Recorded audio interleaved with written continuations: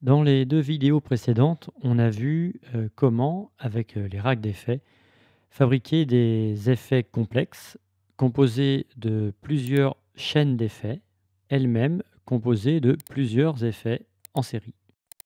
Et dans cette troisième et dernière, vidéo consacrée aux racks d'effets, on va, expliquer les possibilités, très intéressantes qu'offre, un paramètre assez singulier, un paramètre des racks d'effets qu'on appelle le sélecteur de chaînes. Alors par défaut, le sélecteur de chaîne est caché, comme le montre l'indicateur bleu. Si on clique à côté, on va donc afficher le sélecteur, qui est donc un curseur qui varie de 0 à 127. Et donc en fait, ce sélecteur, c'est lui qui, par sa position, en fait, hein, va indiquer s'il donne ou non du son aux différentes chaînes. Le son qui rentre dans le rack d'effets. En fait, chaque chaîne a une zone, bleue, une petite zone bleue qui au départ est réduite juste à sa plus petite expression comme on le voit, ici. Elles sont toutes petites les zones bleues et comme le sélecteur est en face, bah, le sélecteur donne du son à chacune des chaînes. Voilà. Donc là en fait, hein, les 2 chaînes récupèrent le son qui arrive en tête de rack d'effets. Mais si je décale mon sélecteur comme on le voit là, bah, j'ai plus de son puisqu'en fait, en face de notre, sélecteur, il n'y a pas de zone bleue, donc il donne le son à aucune chaîne. Voilà, je pourrais, très bien créer une nouvelle chaîne, voilà, dans laquelle je vais mettre un effet. Par exemple, là, je vais prendre, l'effet Vinyl Distortion. Voilà, donc, je mets mon effet sur la chaîne. Je n'ai pas de son, tout simplement parce que, bah, ma chaîne n'a pas de zone bleue en face du sélecteur, comme on peut le voir ici, hein. Donc si je décale la zone bleue en face de mon sélecteur, bah, je me mets à entendre le son. En fait, cette chaîne maintenant reçoit le son qui est injecté en tête de rack d'effets. Donc je vais régler rapidement mon effet pour entendre quelque chose, voilà. Et donc là, par exemple, je peux revenir, je peux renvoyer du son dans les 2 autres chaînes. Voilà, donc maintenant ce sont les 2 chaînes du dessus qui reçoivent le son. Voilà. Je me remets sur la 3e chaîne. Je vais mettre un petit limiteur parce qu'il y a des petits problèmes de niveau. Voilà, hop là. Voilà, c'est mieux comme ça. Voilà, donc en fait, ce sélecteur, encore une fois, hein, c'est lui qui aiguille le son qui arrive en tête de rack d'effets dans les chaînes correspondantes, là où il y a la zone bleue, en fait. Alors, une première application très intéressante qu'on peut faire de ce sélecteur de chaîne, c'est de pouvoir, en fait, mettre des effets différents sur une même piste qui seront automatiquement activés en fonction du clip qui va les lancer. En fait, ce sélecteur de chaîne, on va pouvoir l'automatiser et donc lier l'automation à différents clips. Je vais dupliquer le clip qui me servait tout à l'heure d'exemple, voilà. Et donc je vais sélectionner le premier clip. Je vais afficher les enveloppes d'automation de mon clip.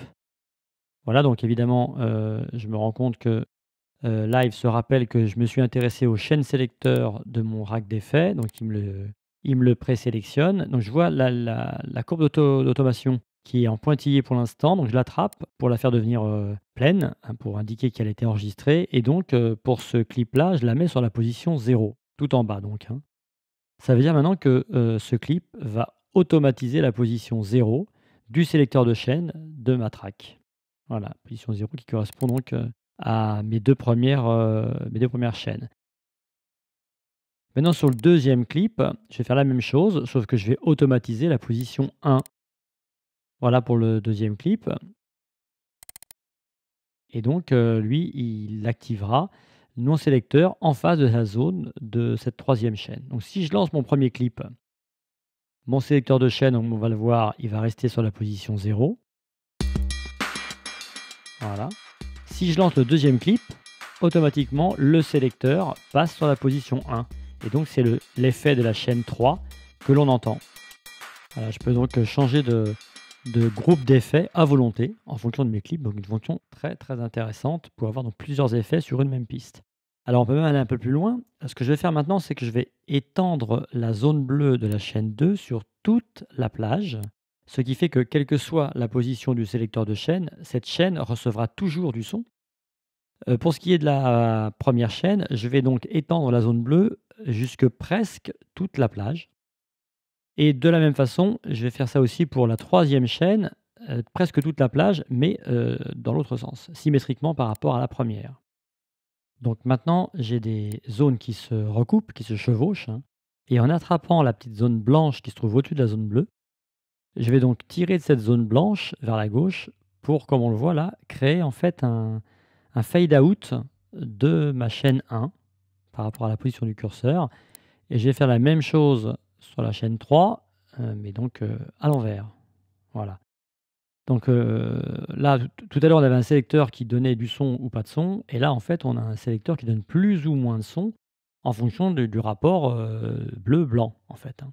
Donc maintenant, en déplaçant mon curseur de part et d'autre, hein, je vais pouvoir avoir, eh ben, en fait, plus ou moins d'effet 1 et d'effet 3, tandis que j'aurai toujours plein pot l'effet 2.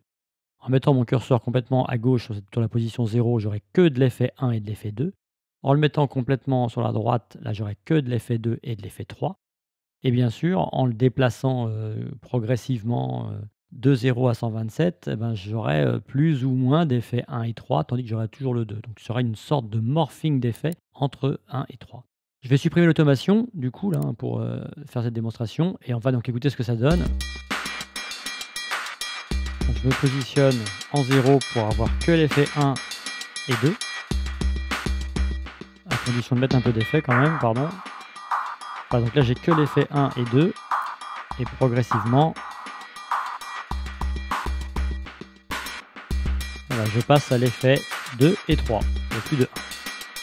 Voilà, je peux enlever l'effet 2. Donc là, je vais faire un passage de l'effet 3 à l'effet 1.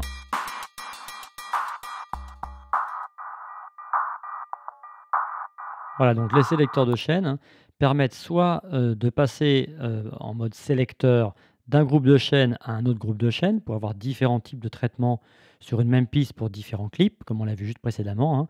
Soit ben, de passer progressivement d'un groupe de chaînes à un autre groupe de chaînes pour faire donc des morphings d'effets. Voilà, et évidemment, on va pouvoir mapper notre sélecteur de chaînes, qui est un paramètre comme un autre, hein, sur une macro. Voilà, ce qui va nous permettre de faire varier le sélecteur de chaîne depuis la macro, et donc ben, de compacter l'affichage du rack d'effets, voilà, pour avoir donc sur scène une approche compacte, néanmoins sensible, en mappant bien sûr nos macros, toujours sur les encodeurs du push.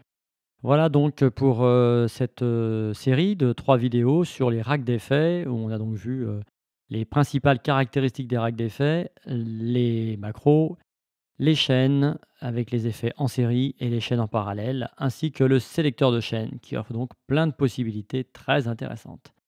Il n'y a plus qu'à s'y coller.